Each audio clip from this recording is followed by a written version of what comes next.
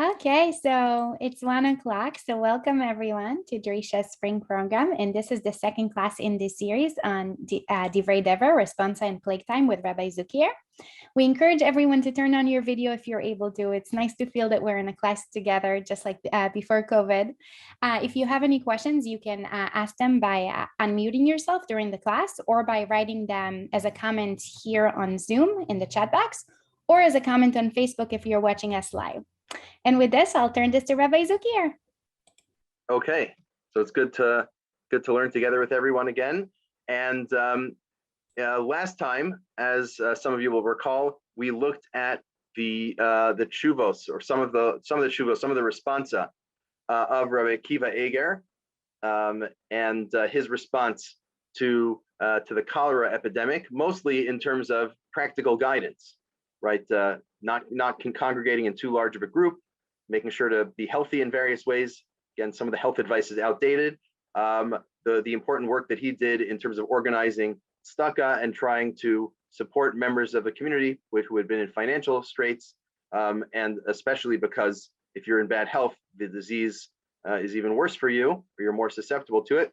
And that's one set of things that take place in a plague that need to be responded to. So we saw those materials last week, and one thing that we mentioned but didn't look at the text of, I sent out a short little paragraph by Rabbi Akiva Eger about saying Kaddish, that tragically, because so many people died in the community at that time, they changed the minhag, they changed the practice to have, instead of Kaddish be said by one person, to have multiple people be able to say Kaddish for their deceased relatives. So I think that hopefully was sent out a bit earlier, and you can look at that.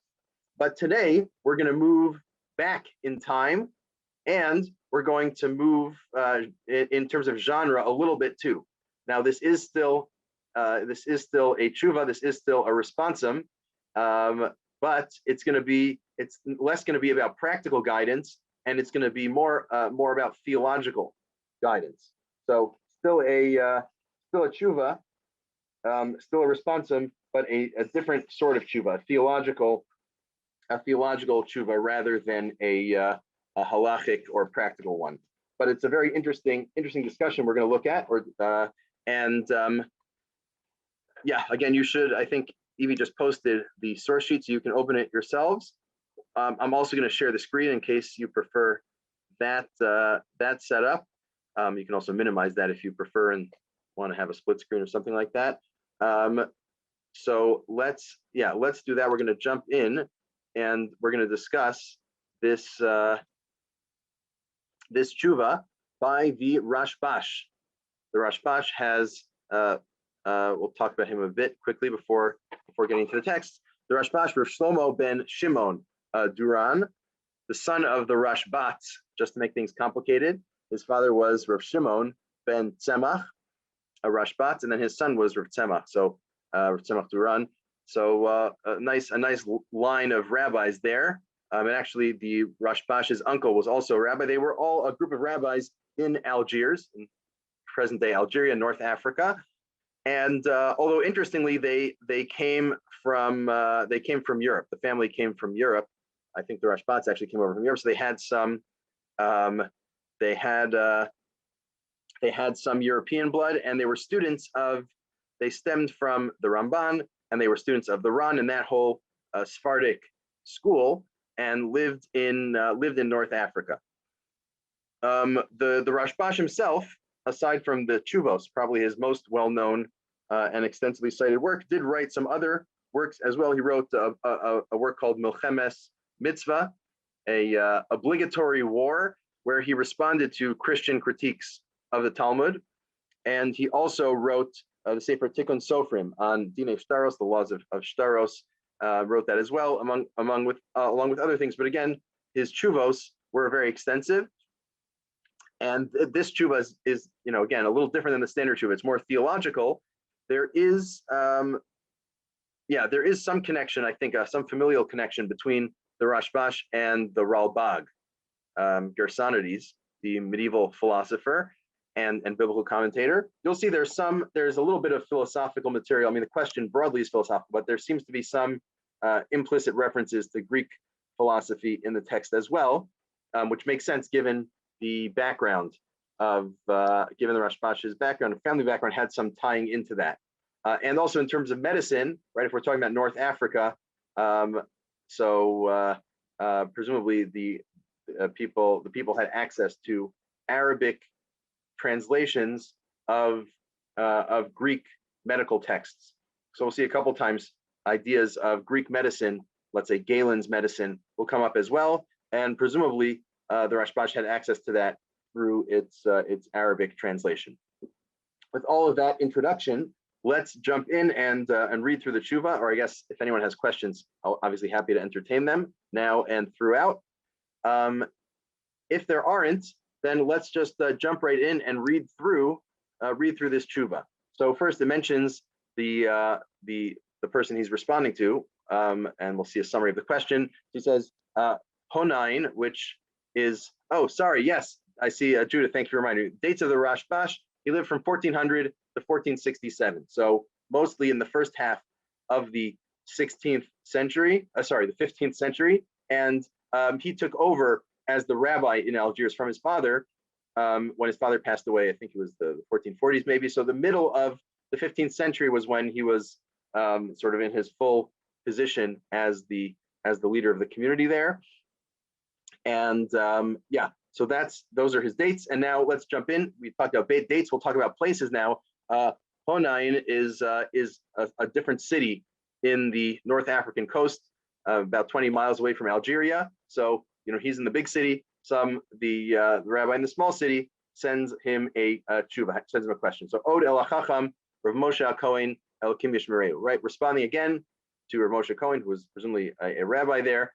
May God watch him. And here's the question that Rav Moshe Cohen asked. He says, Sha'alta, you asked, Hanisa b'yimei dever, should we run away in a time of plague, mimakom lamakom, from place to place, im toel adam olo, will that be effective or not? This was a common practice, right? When back in the olden days where transportation was different, pandemics or epidemics traveled a lot more slowly than they do today because people didn't travel between cities that often. So as soon as someone came to a city, it would take, that would happen whenever it would happen with the disease. You'd see people would start getting it, and it would take a little while before it spread throughout the town. So the question is, what some people would do would be to try to run away from the plague, right? You see this city has it, let me run to a city that doesn't have whatever plague. And it's not explicit what plague we're talking about. Probably this is the Black Plague, the bubonic plague, which in the medieval period was going around the whole world in different waves at different times. So presumably it's that, but it doesn't really make a difference. Whatever the plague would be, does it work to run away? Now, obviously, if you asked from a medical point of view, a doctor or a doctor would say, sure, you're trying to get away from people who spread the disease. But our question is theological. So here's the question: She'im nichtav b'Rosh Hashanah lemisa matoi lenu hanisa. If and that doesn't rhyme in Sfaradi, even though it sounds nice. Right, it says if on Rosh Hashanah, every year on Rosh Hashanah, God decides whether you're going to make it through the year or not, whether you're going to die or not. So what difference does it make? If it was decided you're going to die this year, so you're going to die in the plague, or maybe another way. If it was decided that you won't die this year, then you won't die in the plague. Why should you run away? What difference does it make? If it was decided, if you were written in the book of life, that you're going to live through the year, then staying around in a city where the epidemic is spreading shouldn't hurt you. So it's mimanafshach. Either way you go, either you're decided to stay alive or you're decided to die. And it doesn't matter what you do. So why should you run away? More broadly, we could frame this as a question about what's called hishtadlus, right? About trying and making any sort of efforts on one's behalf in terms of life and death issues, right? Should you go to a doctor if you get sick? That would seem to be a same question, right? Let's say you're sick. Well, either I'm going to die this year or I won't. That was decided in Rosh Hashanah. Maybe I can do tshuva. Who knows? Maybe we can change. But if it was decided I'm going to die, so I'm going to die. Why does going to a doctor help? And if it was decided that I'm going to live, then also I'm going to live. Why should going to a doctor help? So this is the question. And right, again, so apply that to our reality. Should I follow the health recommendations? Or maybe it doesn't matter. Maybe if it's already been decided if I'm going to live or die, maybe I shouldn't social distance or get vaccinated or what have you, whatever regulations there are, or whatever recommendations there are about health, or shouldn't go to the hospital if I'm sick. why should I keep any of these things? It doesn't matter if I was decided, I was written in the book of life. It was decided I'm going to live, then I'm going to live. If it was decided I'm going to die, I'm going to die. That is Rav Moshe HaKohen's question that the Rashbash is going to respond to. So he says, Shuva, here's the response. Kol Adam yesh lo kates katzuv mispar yemei chayav. Every person has a set amount, a set time of how long their life will be, right? Any person, you can, I guess, go up in the heavenly register and it'll say, right, person A, they will die on in March of 2046 or whatever it is. Every person has their date. The Torah says, sort of a different context, but this is how he's understanding it. I will count your days, meaning everyone has a certain number of days. And after that, your time is up and then you die. So that says that in the Torah. It's repeated in Navi, right? I'm going to give you extra life. I'm going to add to your days. But before I added to your days, you had a certain number of days and then you were going to die. Repeated again in Ksuvim, Hodien Hashem Kitzi, Hashem, tell me my end, tell me my time. So we see it's clear a person has a certain amount of time that they're going to live. And Chazal say it too. It says once you reach your time, right, your time you're supposed to die. Everyone is moshable. Everyone controls you. You can't really. Right, I think it says there. I didn't look this up. I think it says there like dogs stop being or animals stop being afraid of you. You have no power, no position, and you're just gonna. Anyone can take advantage of you because your time is up. You're gonna die. So we see Chazal also have this idea. You have a certain amount of time, and then time's up. Imkain, achar shedavar zeh kasuv haTorah shani b'neviim meshulash b'ksuvim u'ba kabbalah hamitas alav. This is repeated. Torah, Nevi'im, Ksuvim, Chazal, v'chachmei hamechgar modim bo v'nostim tam b'davar, and scientists also agree. So this is unanimous, right? Torah, Nevi'im, Ksuvim, Chazal, and the scientists. What's the scientist's explanation for this? Imi pas ha-garmiyim ha-shemayimiyim, imi pas ha-arkava. Two possible causes on the science, and again, 15th century science is not the same as today's science, but two reasons: either heavenly reasons, meaning your mazel, your astrology will determine when you're going to die. That's just determine the stars to decide when you're going to live and die. Or harkava, your makeup, your bodily makeup will determine when you live or die. Meaning, this I think is more or less true nowadays. You can go to a doctor, and a doctor will say, well, given your current health, etc., your family history, there's the expectation that you will live 83 years, right? That doctors can do that today with some degree of wiggle room, but they can estimate it, right? The whole field of health insurance is based on people estimating how long people will live and how well they'll be. So this is science. Science agrees. People have a set amount of time. So kol umas, and he spells it out a bit more. Kol umas shehalachus hasharshi ve'achom hativi ve'ofen haroy yarchu ichnei adam. The more of the moisture, the rooted moisture and the natural heat that you have properly, the longer you'll live. If you don't have enough, or you have an imbalance, or right, imbalance more or less, right? If it's not balanced, your life will be shortened. This sounds like I don't fully know the details of this, but this sounds a lot like the theory of four humors, Galen's theory of the four humors. Right, black bile, yellow bile, phlegm, whatever else. Those, you need to have the right balance between them, or else you're gonna be in bad health and then ultimately die. So, right, however the science is understood, that's how, right, your body has a certain time to it, and if there's imbalances, not enough moisture in your body, then you're going to be in trouble. Right, the more or less you have, the longer or shorter you'll live.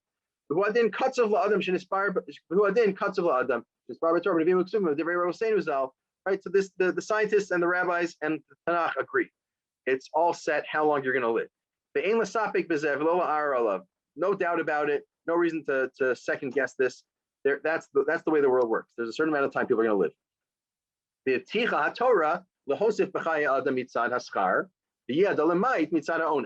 Now, here's a caveat, right? There is a certain amount of time that you have, but the Torah tells us that can be modified. You can get more time in your life or less time. You can add or subtract time on earth depending on your actions. If you keep the Torah, you'll live longer. If you don't keep the Torah, you'll live shorter than you would have otherwise.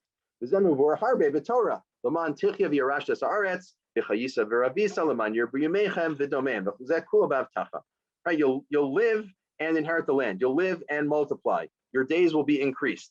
This appears all over the Torah, a lot in Sefer Dvarim actually, and that's what God's promise is. If you follow the Torah, you'll live longer. One thing that's interesting is often Chazal interpret these lines as not talking about physical life in this world, but as talking about living in the world to come, Olam Haba, which, whether or not the Rashbash accepts those interpretations, he also interprets this passage in the context of, in its literal meaning, of living on earth. And of course, you can lose life, right? Just like you can gain more life by keeping the Torah, you can also lose life if you do averos that lead to misa b'dei shamayim, death by the hands of heaven, or krisos, getting kares, you get cut off. Some of the interpretations of kares mean you die 10 years early, you die before your time. So you can add, you can subtract, but there is a baseline of how long you're going to live. Depending on how you keep the Torah, that can get added to or subtracted from. Ve'osifa kabbalah levayer ki yesh bo yom yadin amim lahosif al yamim im yesh lo zchus. Now we also know there's a special day in the calendar, known as Rosh Hashanah, which where people where there's judgment, yadin amim. God judges nations to add or subtract if there's zchus, if they have merit. So this is more of a global judgment. It's not necessarily judging the individual. It's more of a global judgment to add or subtract days if a person has merit. Fear of God increases days.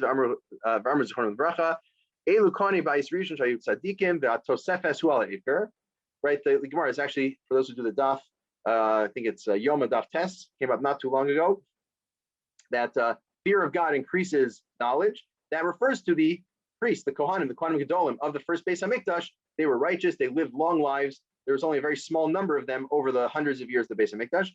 The Yitzer Yama, and that's the end of the pasuk, right? If you don't follow God, then your life gets shortened. And God, this is the Rashbash. God can shorten your days if you have an avera that demands it. That's the end of the pasuk. Right, in the second Beis HaMikdash, the Kohanim were Rishayim, they were evil, and the Gemara says in the 420 years of the second Beis HaMikdash, there were over 300 Kohanim Gedolim. There were a very small number who were Kohen Gadol for dozens of years, and then the rest were basically all Kohen Gadol for a year, and then they died. Why? Because they were sinners. So,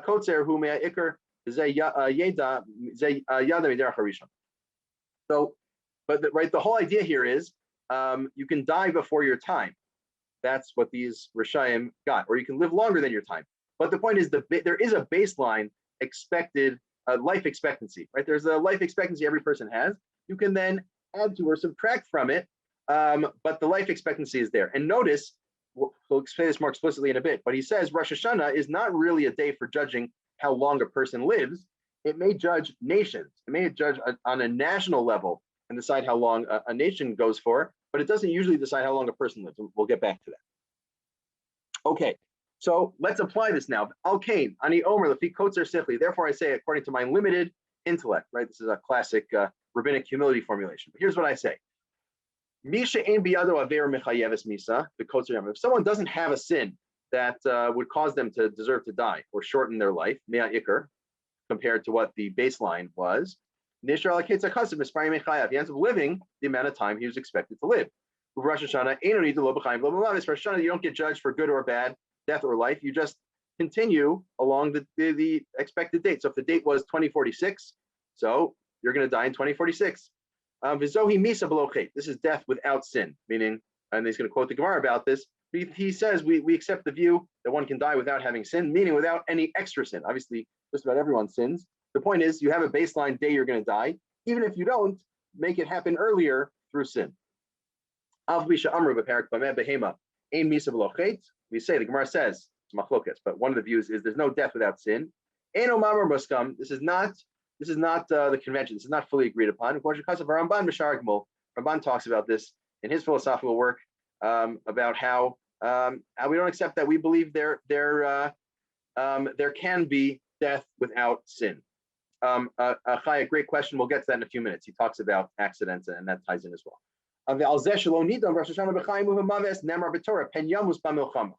Right? Here's a proof. I'll show you how we know that Rosh Hashanah, you don't get decided whether you're going to die or not in advance. But the Torah says when going out to war, they would call out, they would say, who just started something, just started a marriage, a house, a vineyard, where it would be particularly tragic if they died now, they should go home. Or who's scared, they should go home.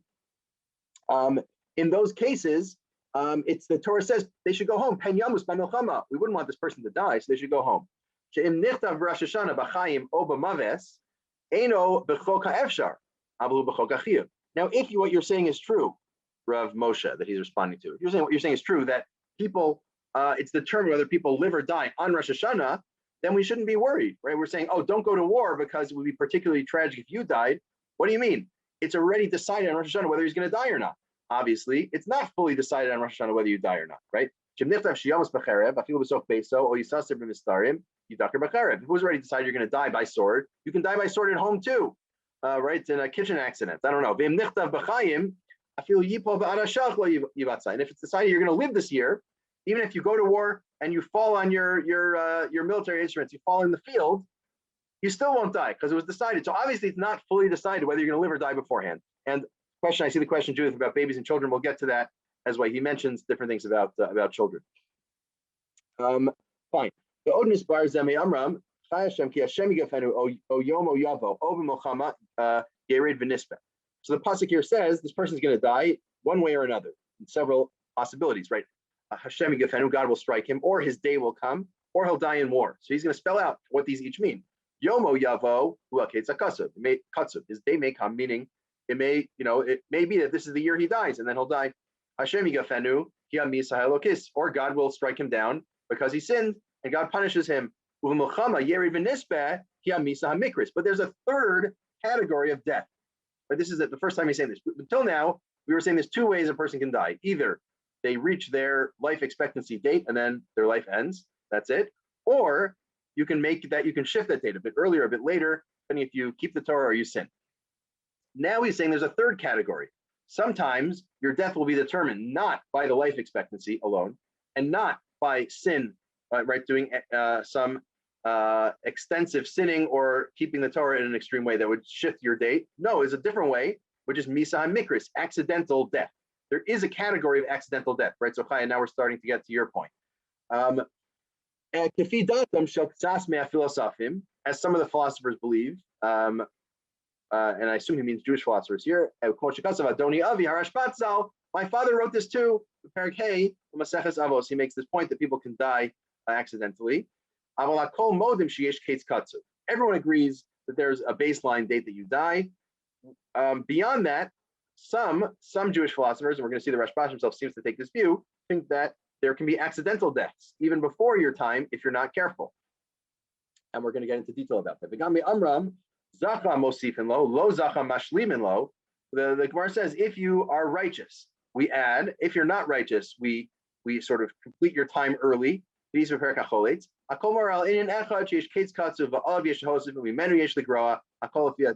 all points to the idea you have a baseline life expectancy.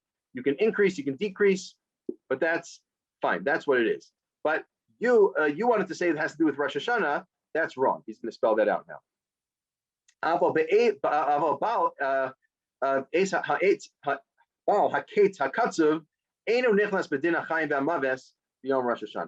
This baseline of when you're going to live until doesn't tie in to Rosh Hashanah.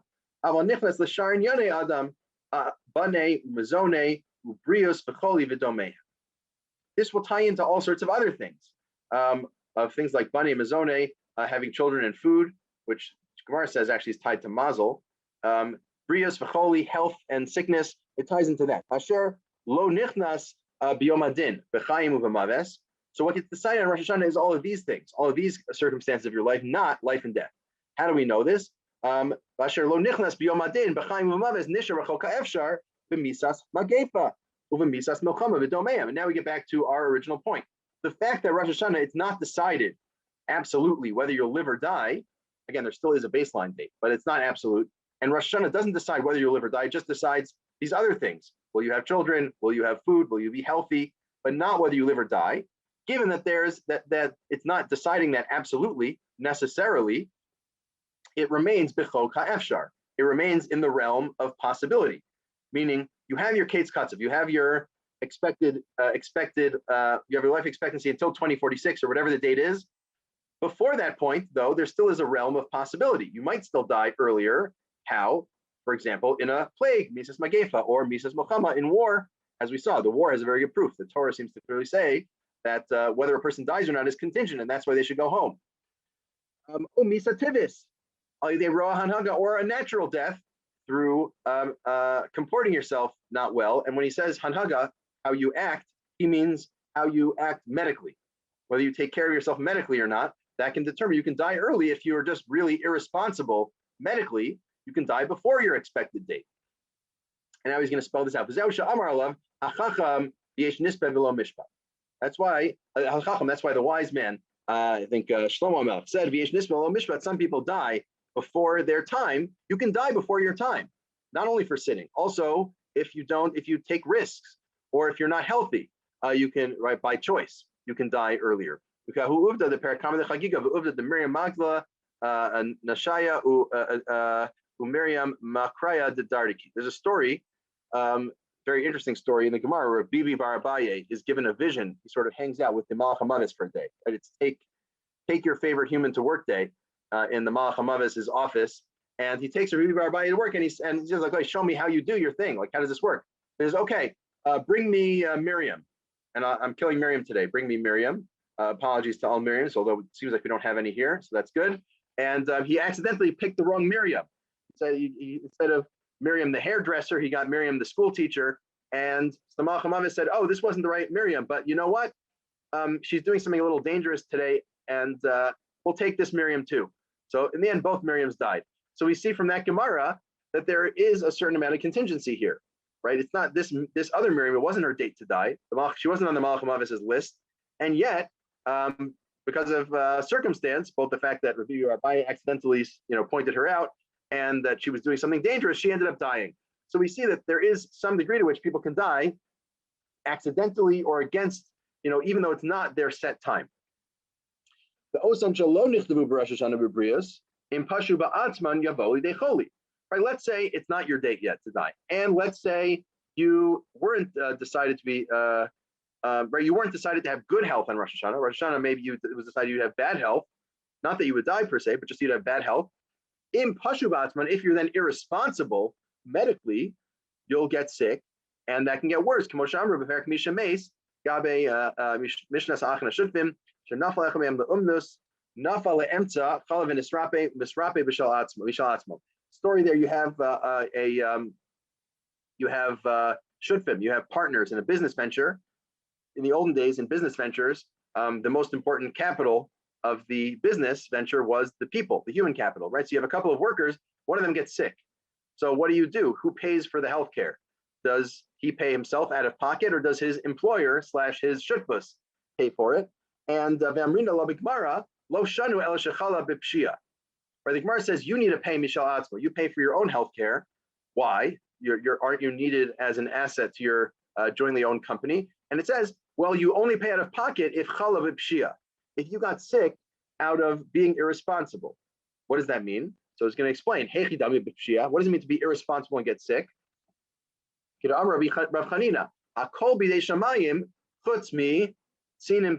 two different lines about this in the Gemara. What's in the hands of heaven? Everything's in the hands of heaven except for one thing, or really two things in the Gemara. One is tzinim pachim. Tzinim pachim b'derech ikesh. Tzinim pachim is understood to mean hot and cold. And it says hot and cold in the way of the crooked. What does that mean? That means you can, well, he's going to explain. We'll continue reading until he'll spell this out.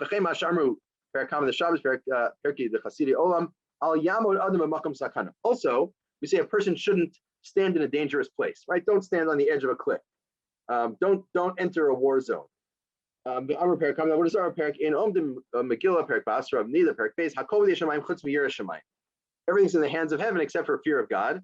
So different ways of understanding this, but some say everything's in the hands of heaven except for fear of God. And Tzinim Pachim, that means that there's a way in which sinim pachim, which we're going to talk about, basically means medical, following best medical practices, is part of Yiras Shamayim, is part of your spiritual effort, is to follow the medical recommendations. He spells this out in a second. Sinim pachim hold hot, huachol yaba, meirov ha'amida v'shemesh, obekor. You get sick from standing out in the cold for too long, standing out in the sun for too long, or standing out in the cold for too long.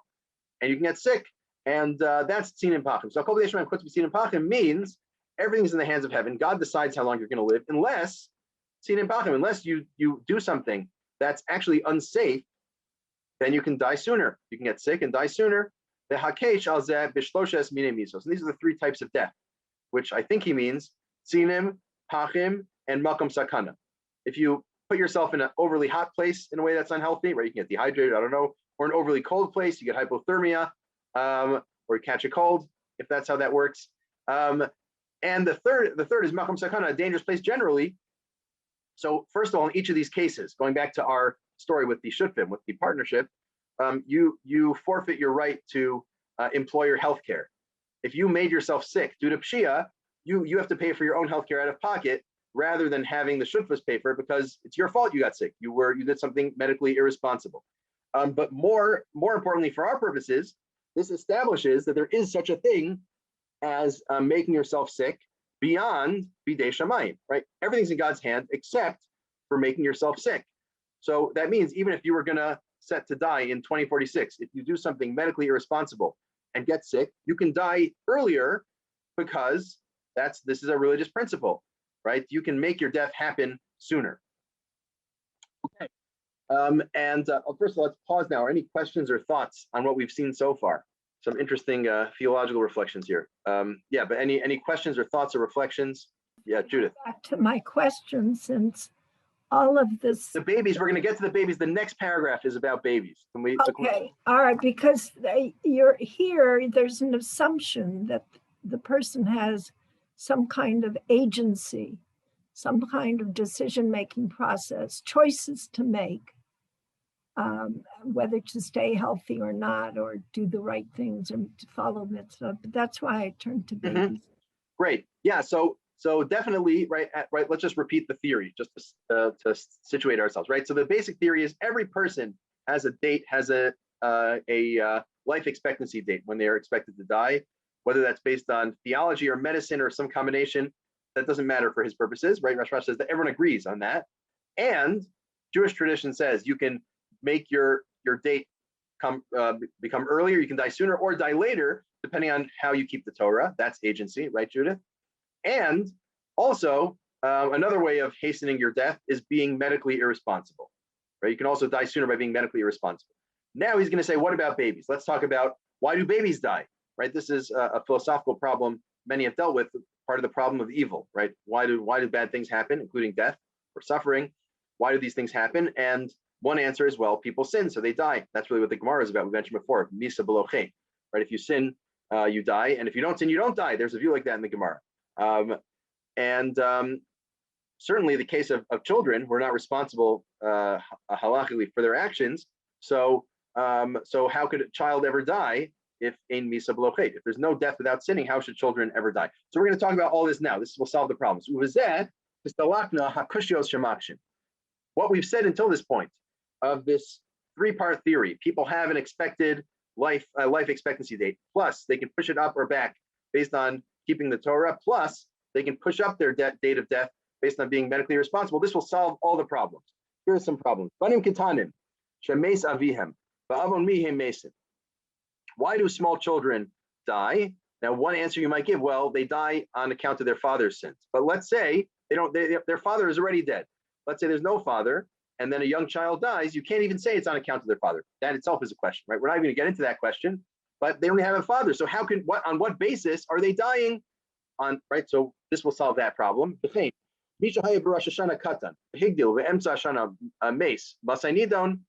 say someone dies at the age of 13 and a half. So, right, and the Rosh Hashanah was a couple months before. They were not yet bar mitzvah at Rosh Hashanah. So Rosh Hashanah happened. They weren't bar mitzvah. They weren't judged. Then they died. But I thought it's decided whether you die on Rosh Hashanah. But Rosh Hashanah didn't happen yet when he was an adult. So how could he die? And then this seems to be a textual error of some sort.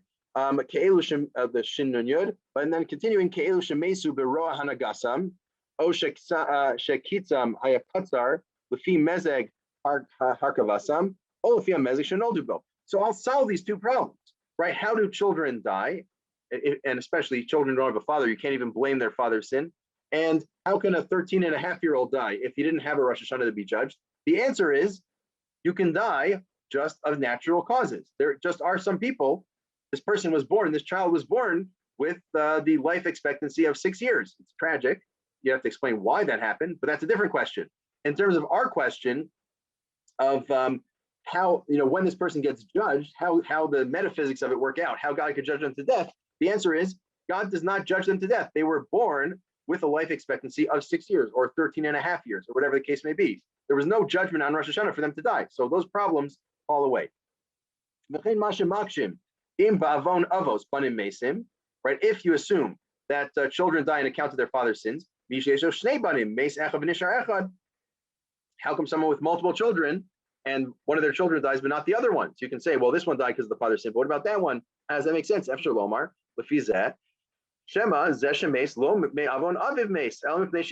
again, maybe the child died not because of his father's sin, not because of anyone's sin. It's just they were born with this life expectancy of only 6 years. Again, it's tragic, but the question of when did God decide they would die? If there's no Rosh Hashanah, there's no father responsible, or why this kid and not that kid, those questions are resolved. Maybe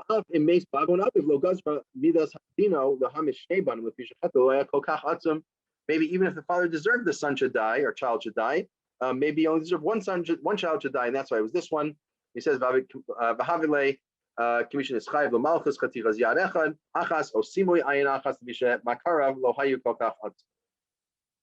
or maybe it's like you, right? So the father was punished, one of his two kids died, as opposed to both. That's how you would solve that problem. Right? But here's a problem, right? So if you have this theory that Rosh Hashanah, people aren't judged for life or death on Rosh Hashanah, so why do we say, and we have this in our davening actually, why do we say in Rosh Hashanah it's decided which nations will live and die? So not the Unasana Tokef, which I don't know if the Rashbash had Unasana Tokef in his sitter, but a different prayer he's putting in Gemara. I'm reading Rav's Tkiyos, Rav's prayer along with the Tkiyos. We have this in our, I think, Chazar Sashatz of Musaf. I think it's in the Chazar Sashatz of Musaf on Rosh Hashanah, that it would be decided who falls to the sword and who stays in peace. At Al Medinos, right, about the nations. That sounds like a decision about countries, about nations, and who lives and who dies. The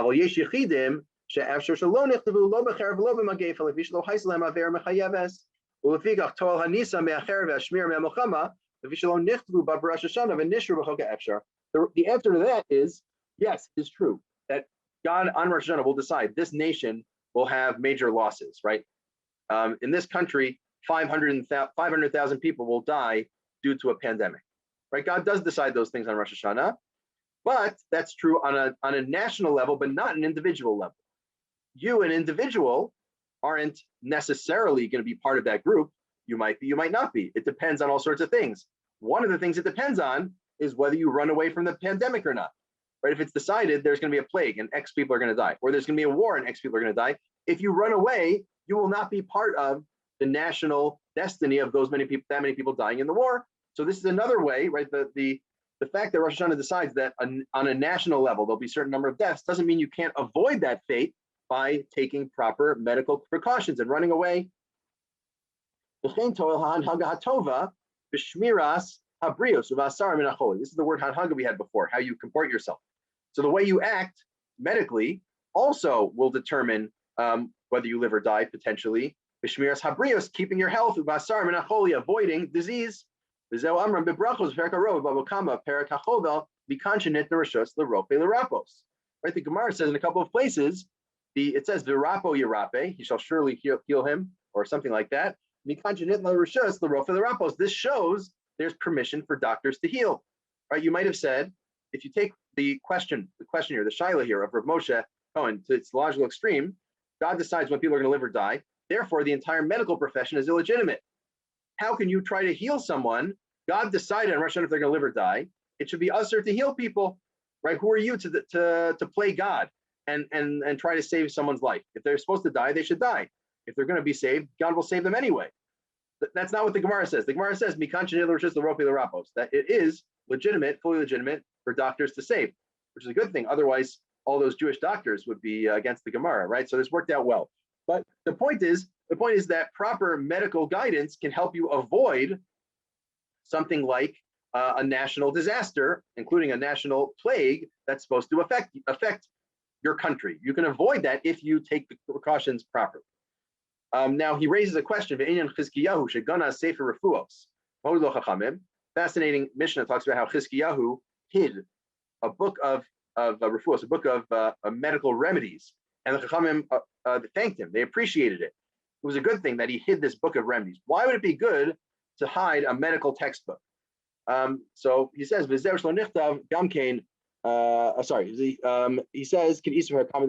brachos. It's not a problem. Why? The Rambam explains it there. In short, the Rambam says that there are certain medical treatments that are actually prohibited because they're based on black magic or something like that. He uses the word talism, which I assume is talisman, right? Some sort of talismanic healing that apparently works, although the Rambam elsewhere seems to think it doesn't work. So you'd have to resolve those Rambams. But leaving that aside, there are some medical procedures that might actually work, but are prohibited because they involve, black magic or something like that, involve Avodah Zarah. So Chizkiyahu had a book of these prohibited resolutions because it's permitted to study these healing practices, even if it's prohibited to do them. And then the Chachamim said, let's hide this because people might do it, and that would be usher. So let's hide it. So that was good. But what's not good is hiding actual medical guidance that's permitted, partaken, such as all non-talismanic medicine like Western medicine or medieval Greek medicine. Whatever your medical system is, assuming it works, you should definitely participate in it. And he says, why? As long as it hasn't been determined that you will definitely die, some people are decided they'll die. It's their time, or they sin and they're going to die, and that's it. If that's not the case, if you're in the realm of it's not your time yet, you still might die. But if you keep proper medical procedures, if you follow the medical guidance, then you won't die.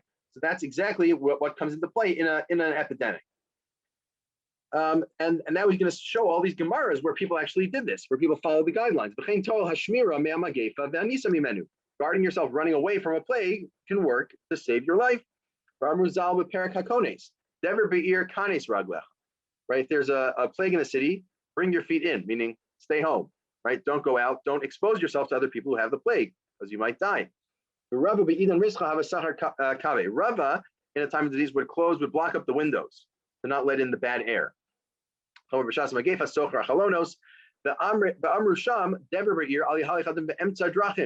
If there's a plague, don't go in the middle of the road. And don't go to shul alone. Right? Think about it. If it's decided on Rosh Hashanah whether you're going to live or die this year, it shouldn't matter whether you take these precautions. But the fact that the Gemara talks about all these precautions to take during a plague, that implies that you actually can determine whether you live or die by taking the necessary precautions, which he understands as medical precautions here. We'll see later on in the piece if we get to it. He'll clarify one point. Fine, right? He says, fine, we read that. If you say, like the questioner said, that everything's decided on Rosh Hashanah, right? There's no realm of possibility. It's all decided. Either you're going to die or you won't die. It doesn't matter whether you take safety precautions or not. So why does the Gemara mention them? It must be that there is this realm of the possible, where you can possibly defer your death or not, depending on how you act. Right, because either you're going to die and then you die, or you're going to live and then you're going to live. Must be that's not true. Right? Otherwise, there's no third possibility. You're either going to die or live. There's no excluded middle. There's no third possibility Must be that's wrong. Must be that ideology is wrong. And you don't actually absolutely decide on Rosh Hashanah if a person's going to die or live. There's a certain realm of possibility, and then whether you take precautions or not will make a difference. That's why the Chazal, the rabbi said to guard yourself from a plague. The Ran, the famous Ran, the Rishon, ran away from plagues. He ran twice, or maybe several times, ran away from plagues. So we see you're supposed to do that. Right, there's this realm of the possible. Maybe Rosh Hashanah, you weren't determined either way, right? And you may or may not die depending on how you act. Right,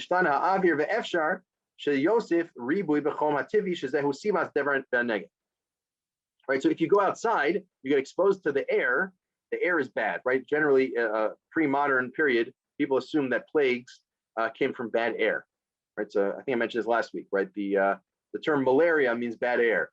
So if you go outside, you're exposing yourself to the bad air, which not so different from exposing yourself to a virus or whatnot when near other people. And fine, so that's the worry, and that would increase your temperature and make you get sick, right? Basically, that's how it works. Many of these diseases involve temperature. If you can improve the quality of the air somehow or run away, running away works. And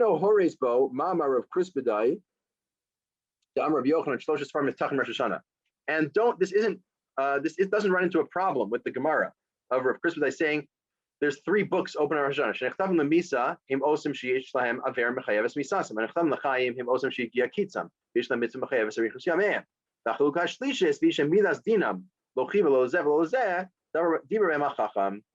Right? Don't ask. And I'm sure some of you in the back of your heads are probably thinking this. Don't we say in Rosh Hashanah there's like the book of those who will live and the book of those who will die? And what's that talking about? And the answer is that's talking about people who want to shift away from the baseline, right? So you have your baseline, you're going to live till 2046 or whatever other year. If you do extra super well on Rosh Hashanah, God may bump you up a couple of years. If you do super bad, God may pull you back a couple of years. So 2046 instead becomes 2048 or 2044 or whatever it is. But God doesn't determine what's going to happen this year per se. All that happens is you may shift the baseline. And then there's a third category of the Beinonim, of people who aren't decided one way or the other. And that means they keep going with their original date, their original life expectancy. And there's a certain amount of contingency around that, right? If your year is 2046, it doesn't mean you're guaranteed to live till 2046. It means all things equal, you'll live till 2046. But if you take risks, then you're taking risks, you're taking your life into your own hands. Right? I resolved all the issues. This all seems fine according to my limited knowledge. I think we're good, right? I've solved the problem. Fine. So we'll pause for questions if there are more questions now. And after that, we'll go into the final stretch. Any questions, comments, thoughts? Okay, so let's keep going. So this is Kasa B'Sefer Minhagos, the Sefer Minhagos, where he weighs in on our issue and what happens on Rosh Hashanah.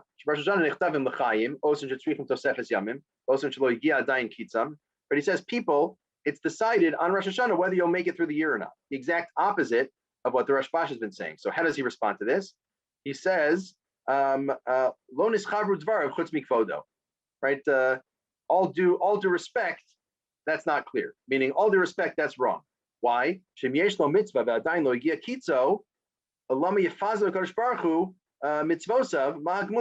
According to this view of Rav Asher Rashal, God looks at your actions, weighs your mitzvos, and says, "Do you deserve to live another year? Okay, I'll spend your good deeds. I'll give you credit towards living another year."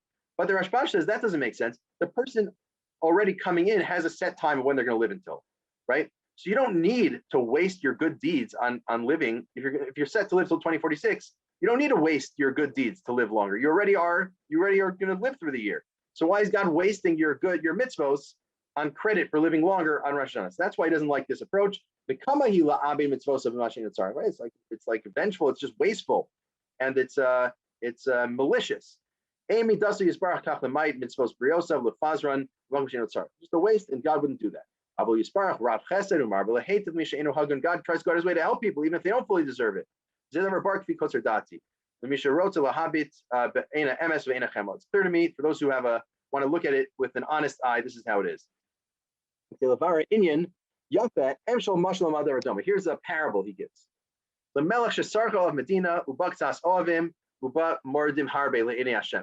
Right, king's province rebels against him, and there's a lot of rebels and a few people who are loyalists. And a few people who are neither here nor there. Right, so there's a few loyalists, a few people who don't have strong views, and a lot of rebels. The king lays siege and conquers the country. So the king says, I'm going to kill all the rebels, and I'm going to save my loyal servants. But what about the rest of the group? What about the neither here nor there?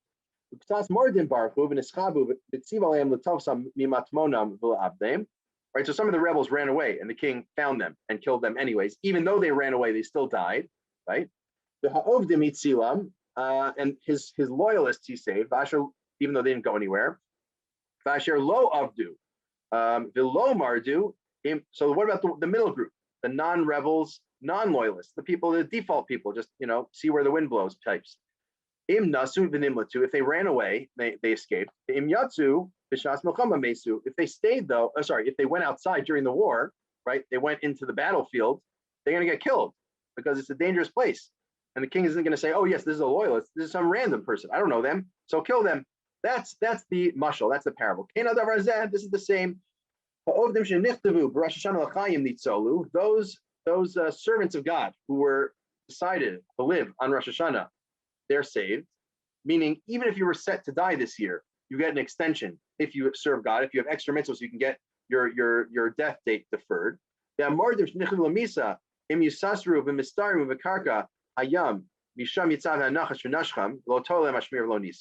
if there's a plague and people are sinners, they're not going to be saved from the plague, they'll die. But a lot of people do run away from a plague. When they die, where they ran away, they'll come back after the plague and die. The reason why that happens is these are the rebels. These people were already decided to die. And that's why they die regardless of running away.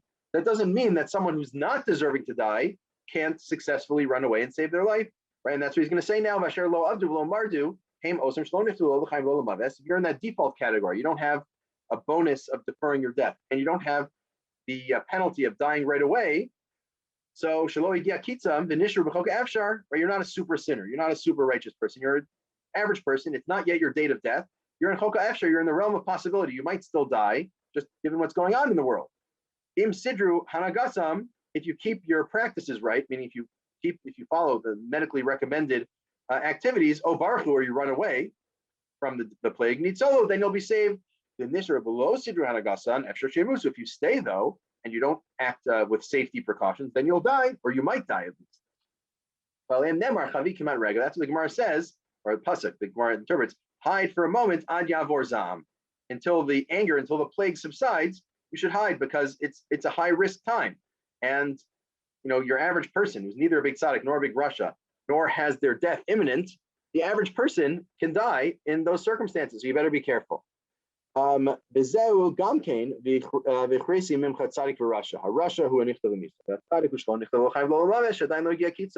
pasuk says, God says, I'm going to punish you. There's going to be a plague, and the tzaddik and the rasha are going to die. Both the righteous and the non-righteous are going to die. How does that work?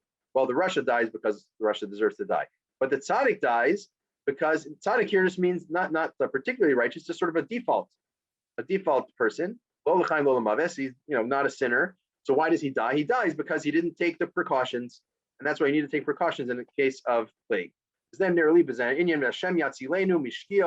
God should save us from errors. Now that does rhyme. Right? I said before it didn't rhyme. This rhymes. Right? God should save us from errors, shkios, and show us from the Torah wonders, and do us good signs. And how do I know he intentionally set this up to rhyme, other than the fact that it rhymes, is he switched the words in the pasuk. It's really Yasei Manu Os Latova, that he inverts for the rhyme scheme. This was the end of the original tshuva, and then he adds on something later. So he wanted to end with a little poetry, but now it continues. little postscript, which we'll run through quickly. Right, we've gone until this point. Let me clarify something I said earlier from the Gemara. Rabbi would earlier said Rabbi, now he says Rabbi would close the windows when there's plague. Why? Death came in our windows. Perush. So how does that help to close your windows? Perush. Rabbi hayasover. Rabbi agreed with the doctors. If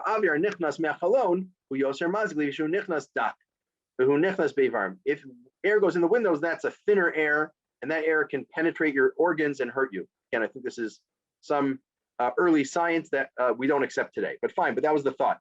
Nowadays, you might say something like, I don't know, people passing by might spread germs through the window. Right?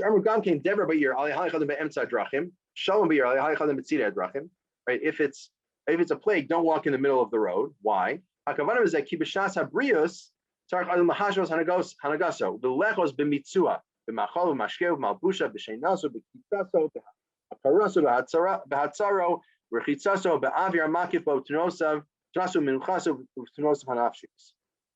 What does it mean that in normal circumstances, don't go on the side of the road, and in plague, don't go in the middle of the road? It's a metaphor. It's not literal.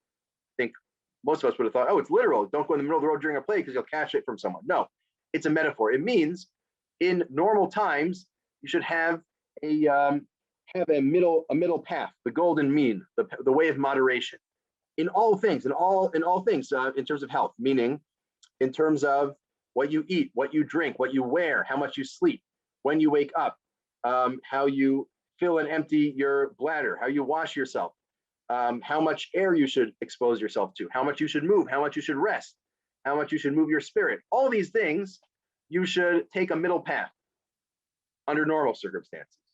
And what does it mean you're moving your spirit? Right. So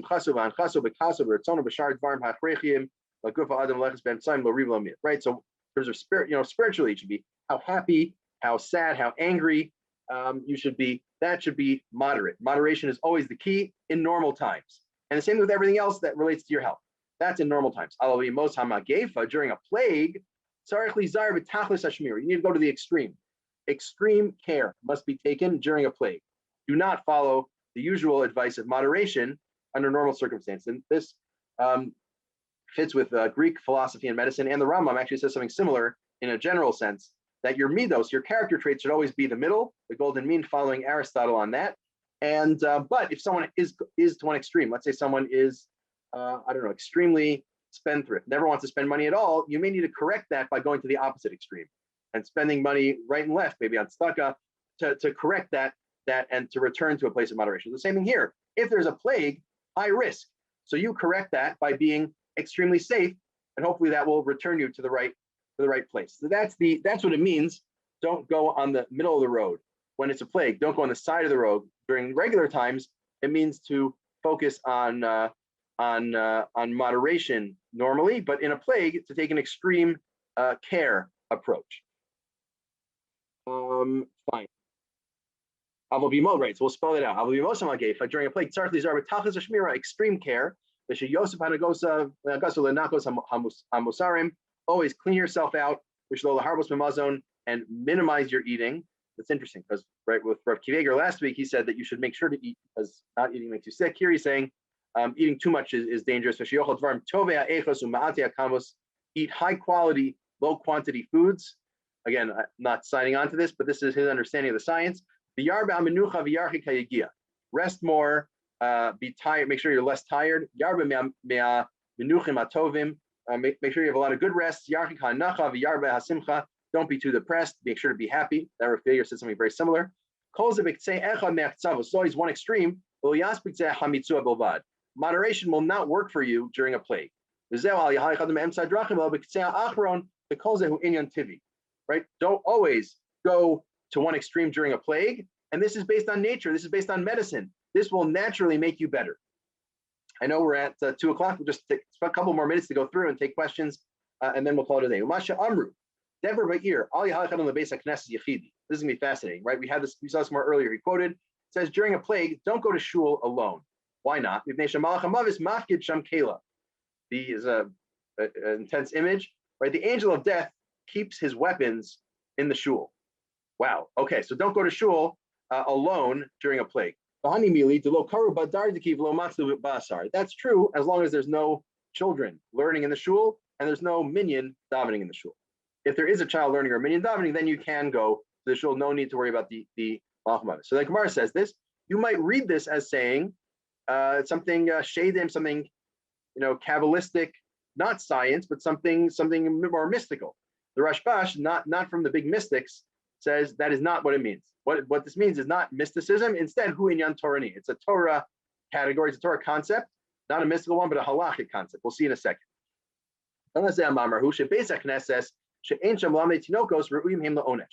A shul without children learning in it, or a base medrash without children learning in it, deserves punishment. Why is no one in the learning? Because of the sin of not learning Torah, children die. Right? Hitting your children for nothingness. They didn't take the moral.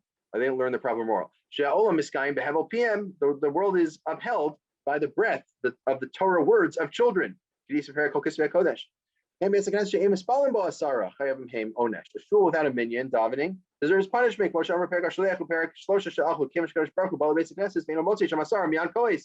Hashem, as it were, comes to the shul, sees there's no minyan there, no one's davening, he gets upset. That's what this means, that the Malcham Aves keeps his weapons there. It doesn't mean that like the demons are going to get you. It means, from a Torah perspective, Hashem is unhappy when people aren't learning or davening in a shul. If you go to that shul, you're almost provoking God to take it out on someone. But it's not a power outside of God. It's not shadim or something external. It's regular schar va'onish. It's regular reward and punishment for following the Torah, as we know from other Gemaras. So for the Rashbash, is a very important principle, a very important distinction. Of course, this is not science, right? The previous paragraph was about the different guidance about science. This guidance is not about science. It's about Torah. It's about God not getting upset at people for not following not learning, not being in the shul, and therefore you shouldn't go there. You're going to provoke God through the Malcham Aves. What's the solution? When the Gemara says, don't walk alone, it doesn't mean, if you walk alone, demons will get you. It means don't walk alone to shul, bring a minyan, bring a chavrusa, bring Torah into the shul. That's what you should do. And do tshuva and fix the fact that no one's learning here. Then you won't be at danger because you'll have solved the problem. The only reason you're in danger is because no one's learning. No one's davening. You'll solve that problem. It's a pretty intense approach to learning. I don't know if how far we take this. I think certainly during the pandemic, where there's a good reason why people weren't going to shul. I don't think anyone would apply this as look at all the tshuvos about how people shouldn't go to shul when it's dangerous. But this is interesting reading of this chazal, if a bit of an intense one. And he's just going to finish up. The Gemara says that the prayer of the community is more heard. God hears a communal prayer more than an individual prayer. That's where the Ketores has chelbana. All the different pieces go into the Ketores offering because you need all the Jews. Bring everyone together to shul, daven with a minyan, daven with a group. That's what's important. Hashem Yisbarach Yachmol Aleinu Kol Amo Yisrael Barachamim. Amen. God should have mercy upon us. We should be saved from the plague, both then and now. So that's the end of the tshuva. Again, quickly to summarize, big picture, what we saw is we have this problem of aren't people's life decided on Rosh Hashanah? And the answer is not really. You have your baseline of when you're going to live or die. They can get pushed up or back a little bit. But even if your baseline is a few years out, if you're irresponsible now, you can die earlier, which is why we have all these Gemaras about medical guidance. And we also see the Rashbash very much wants to avoid different demonic or Kabbalistic ideas, and instead wants to focus on medical guidance as important, and also not provoking God in ways of such as going to an empty shul. You want to instead make sure that there is davening, and this is his response. And I think it's important, really important, and people quoted it over the past year, to realize that you can't just say, well, everything's in God's hands and I'll take my risks and it's been decided whether I live or die. Actually, I know, talking to a journalist friend of mine, and she said that she talked to some rabbis and that was their approach. Right? Hashem decided if I'm going to live or die. What I do doesn't make a difference, so I don't need to wear a mask. And that Rashbash explicitly says against that, right? The idea of Hakol B'yedei Shamayim does not extend to taking medical risks. If you take a medical risk, even if you were supposed to die in 20 years, you can die this year because you're taking on a new risk. And Hakol B'yedei Shamayim does not extend. God controls many things, but God does not control whether or not we take medical precautions. So a really important principle in this Rashbash, and one that hopefully we've internalized over the past year and will continue to follow going forward. I'm happy to take some questions now. I see someone put in the chat that Haredim in Israel, or at least some, claim that learning is saving Israel as much as the army, right? That is a rhetorical approach, a statement that is used. I think there is a limit to that. Meaning, I think presumably, if there were no army and right, and there were enemies at the gate, I don't think it's a little hard to sustain the view that just learn and don't actually put out people. I think the fact that the IDF is there on the playing defense means that then it's possible to enhance it or to be even more powerful than it or whatnot. It's possible to make that argument, but I don't think we generally have a principle that people don't take risks, don't take extreme risks and rely on miracles, which, if there were no army at all, just that people learning would seem to fall into that. And much ink was spilled over this issue. Rav Eliezer Waldenberg, Tzitz Eliezer, has a book, Hilchos Medina, that he wrote early on in the state, where he talks about these different issues. And his view, and he was certainly Haredi, his view, there's supposed to be a draft. He had all sorts of details of how to do the draft, but you need soldiers to defend the country. Torah learning alone is not sufficient. I see someone posted, we learned Hakol B'yedei Shamayim, one of them in day school and not the other one, right? So the more famous one is Hakol B'yedei Shamayim Chutz Miyiras Shamayim. Everything is in the hands of heaven except for fear of heaven, meaning, you have to actually try and keep the Torah. But you can't just say, well, it's all in God's hands whether I keep the Torah or not. That's definitely the more famous one. But according to the Rashbash, it seems like the two, they're really the same principle, because part of following the Torah is taking health precautions, right? So it's just a particular instance of Yiras Shamayim, of fearing heaven. One of the things the Torah says is V'rapo Yirape, which some may argue, but at least the standard view is you can and should avail yourself of what medicine is available, and you should follow health guidelines as the Rashbash laid out so clearly here. Yeah, so it's an important principle. Maybe and hopefully educational systems will be clearer about passing that on after our unfortunate past year plus. Any other questions or comments or thoughts? Okay, well, I'm sure Evie has some coming attractions. Thank you so much, Rabbi Zuckier, and thank you to everyone who joined us today on Zoom, on Drisha Live, and also on Facebook. We continue our spring program on Sunday at 10 a.m. with the final class in the series Alter Ego, Isaac, Abraham, and Sarah in the Biblical Narrative with Rabbi Silber. So I hope to see you there. Also note that next week we have 3 additional classes for Piyutim of Shavuot. They're going to take place on Tuesday, Wednesday, and Thursday evenings at 8 p.m. You can find out more information and the registration links for those classes and all of our classes on our website, www.drisha.org/classes. And thanks again, Rabbi Zuckier. Thank you again, everyone who attended here and also live. Thank you, everyone, for coming. And Evie, if I can just add about the event next week. The 3 speakers on different Piyutim and Shavuos are really expert scholars in the field. So it's really an all-star lineup, highly recommended. Yay, that would be wonderful to see everyone there. Okay, great. So hopefully we will see you Sunday and next week. And I wish everyone a good evening, a good afternoon, depending on where you are, and lehitraot.